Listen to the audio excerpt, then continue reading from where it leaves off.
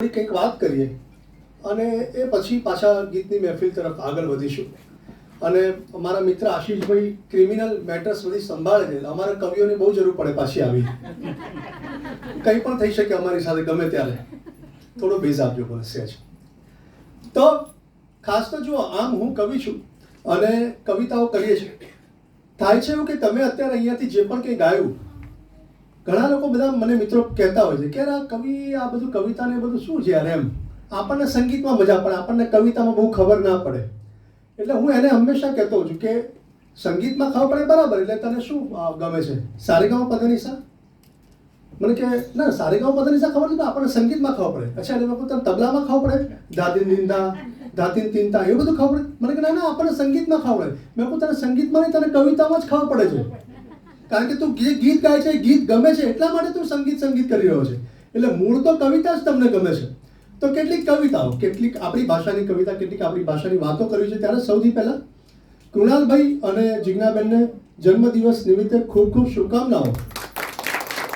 અને કવિ મુકેશ જોશીની આ કવિતાની 4 લાઈન પહેલા આ મિત્રોને હું સમર્પિત કરું છું કે મુબારક તને આ જન્મદિન મુબારક, કે મુબારક તને આ જન્મદિન મુબારક. કદી કોઈ નારંગી સાંજે હવાના સરોવર મહીથી સુગંધોના ખોબા ભરી તે ઉછાળ્યા. હવે મોકલું છું આ કાગળની વચ્ચે બે ટીપા બે ખોબા અને એક છાલક, કે મુબારક તને આ જન્મદિન મુબારક, મુબારક તને આ જન્મદિન મુબારક. તો આ બંને મિત્રોને જન્મદિવસની ખૂબ ખૂબ વધાઈ. અને કવિતા કરતા પહેલા હું તમને કહું કે કવિતા, તમારામાં ઘણા બધા મિત્રો તો કદાચ કવિ સંમેલનમાં ક્યારેય ગયા જ નહીં હોય. કવિ સંમેલનનો શું મહિમા હોય, કેવી રીતે બેસાતું હોય, કેવી રીતે વાહ બહોત અચ્છે એ બાત ફિર સે બોલો, એવું આપણને ખબર ના હોય. એટલે કવિ સંમેલનનો એક પોતાનો મહિમા છે, એક એનું ઓડિયન્સ છે. અને સરસ રીતે કવિતા માણતું હોય, ખૂબ બધી તમને દાદ આપતું હોય. કવિને દાદ આપે એટલે સામે કવિને ખીલવાની વધારે મજા પડે. અને હવે શું છે કે અમારી આખી એક યુવાન પેઢી આવી ગઈ છે.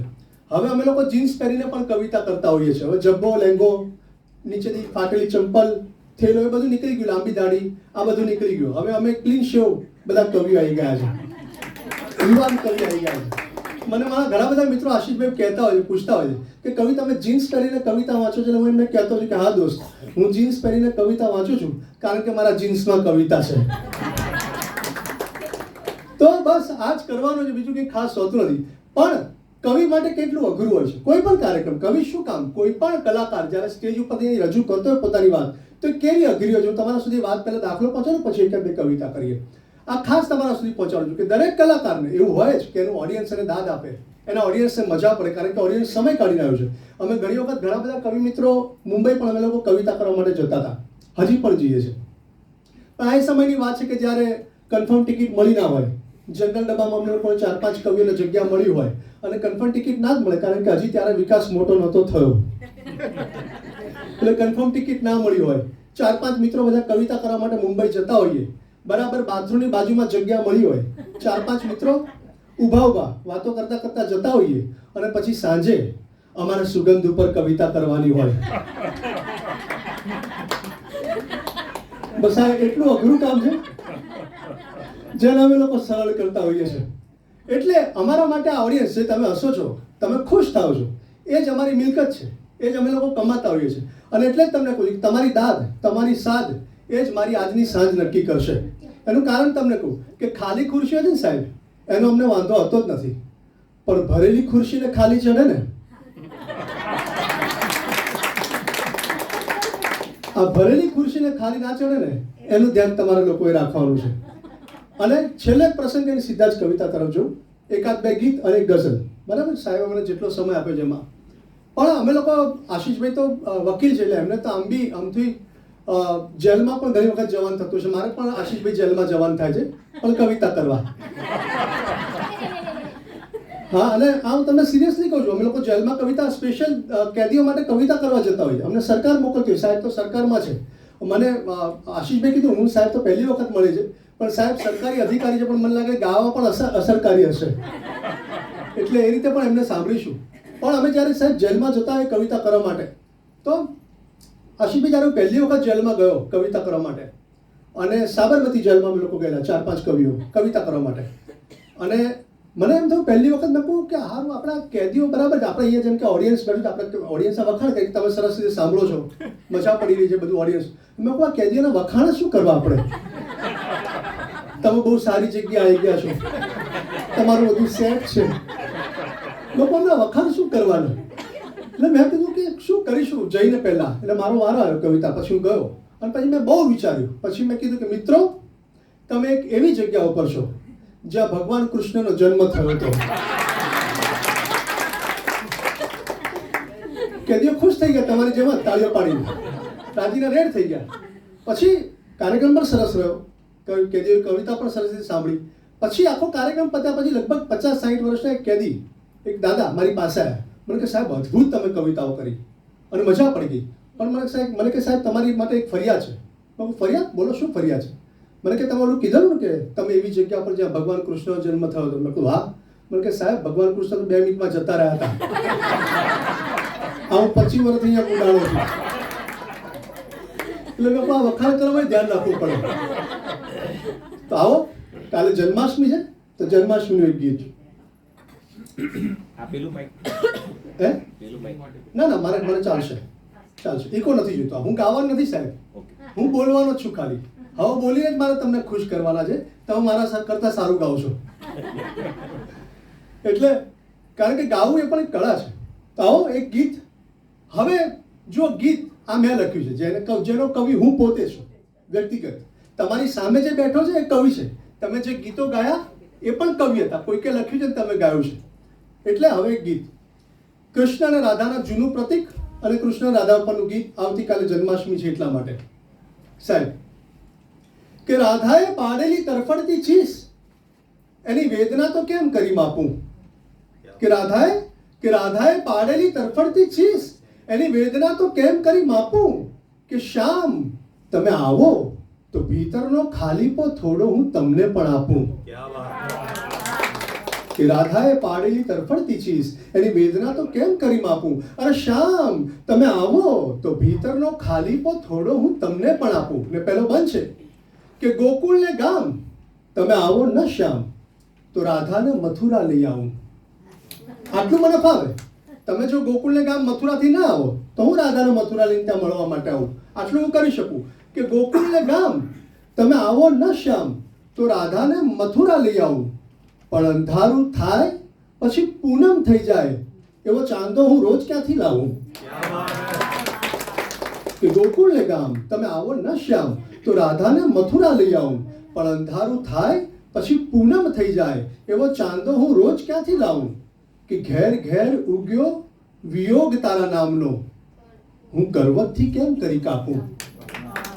કે શ્યામ તમે આવો તો ભીતરનો ખાલીપો થોડો હું તમને પણ આપું. રાધાએ પાડેલી. આખા ગીત નથી વાંચો, એક ગીત અડધું અને પછી એક ગઝલ. આશીષભાઈ બરાબર છે ને? એક ગીત બીજું વાંચું છું. ગીત છે, ગીતનું મુખડું છે કે પાપણ પર ઝૂલતા હતા શમણા એ શમણાનો હું પણ એક ભાગ હતો. યાદ છે? કોલેજના કેટલા બધા દિવસો યાદ આવશે. કઈ પાપણે લટકીને આવ્યા છીએ, કઈ ડાળીએ હતા, આ થડ ક્યાંથી આવ્યું. કે પાપણ પર ઝૂલતા હતા શમણા એ શમણાનો હું પણ એક ભાગ હતો. યાદ છે ને વર્ષોની ભીડ કોઈ ચોર જેમ આપણા એ દિવસોને ચોરી ફરાર થઈ. કે વર્ષોની ભીડ કોઈ ચોર જેમ આપણા એ દિવસોને ચોરી ફરાર થઈ. એમ ઊભાતા રસ્તાની સામ સામે આપણે ને વચ્ચેથી જિંદગી પસાર થઈ. કે વર્ષોની ભીડ કોઈ ચોર જેમ આપણા એ દિવસોને ચોરી ફરાર થઈ. અરે એમ ઊભાતા રસ્તાની સામ સામે આપણે ને વચ્ચેથી જિંદગી પસાર થઈ.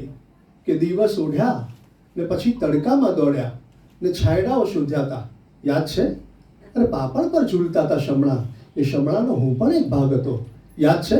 અને છેલ્લે એક ગઝલથી મારી વાતને પૂરી કરું છું. એક ગઝલ જે હમણાં જ આશીષભાઈએ વાત કરી. આશીષભાઈની ઈચ્છા પણ હતી કે આ ગઝલથી તમે પૂરું કરો અને તમે લોકો બહુ સરસ રીતે અમને હંમેશા કુણાલભાઈ એવું હોય કલાકારોને કે ઓડિયન્સ કેવું હશે એટલે અમે લોકો આમ બહુ પોઝિટિવ રહીએ.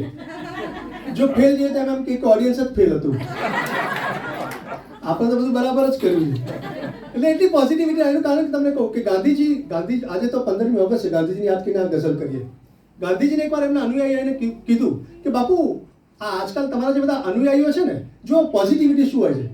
એમના અનુયાયીએ બાપુને કીધું કે બાપુ આજકાલ તમારા જે બધા અનુયાયીઓ છે ને બધા દારૂ પીતા થઈ ગયા છે, બધા દારૂડિયા થઈ ગયા છે. એટલે ગાંધીજીએ પોઝિટિવ જવાબ આપ્યો. ગાંધીજીએ કીધું એવું કેમ કહો છો? એના કરતાં એવું રાખો ને કે દારૂડિયાઓ પણ આજકાલ ખાદી પહેરતા થઈ ગયા છે. પોઝિટિવ વાત છે. આવો એક ગઝલ તરફ જઈએ. હવે આનો રદીફ એટલે છેલ્લે એક જે હું શબ્દ બોલીશ એ કોન્સ્ટન્ટ રિપીટ થશે. એટલે હું કવિતા કરું, તમારે પણ એ શબ્દ મારી સાથે બોલવાનો. એ તમને મોઢે કરાવડાવી દઉં. આપણે અમદાવાદની તો મોઢે કરવાની જરૂર ના પડે. તારાથી જે થાય કરી લે. તમારે હવે આ યાદ રાખી લેવાનું. તારાથી જે થાય કરી લે. કારણ કે આપણે તો કરીએ જ ને એવું. બરાબર? તો ગઝલનો શેર છે મતલબ કે તારી સામે મારી ઈચ્છા લે આ મૂકી, કે તારી સામે મારી ઈચ્છા લે આ મૂકી, તારાથી જે થાય કરી લે.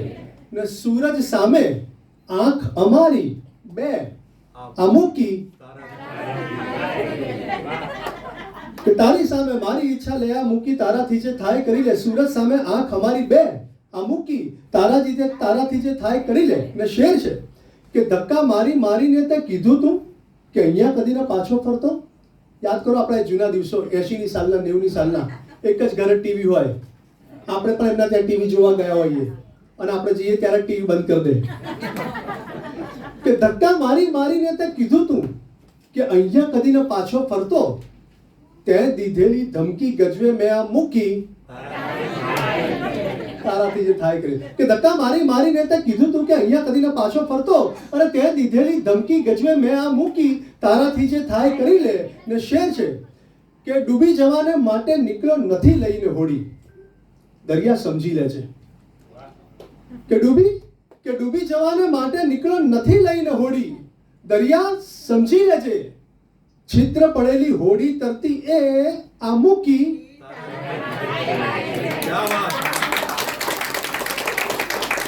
અંદાજે બયા જેને કહે ને, અંદાજે બયાનો શેર છે આશીષભાઈ.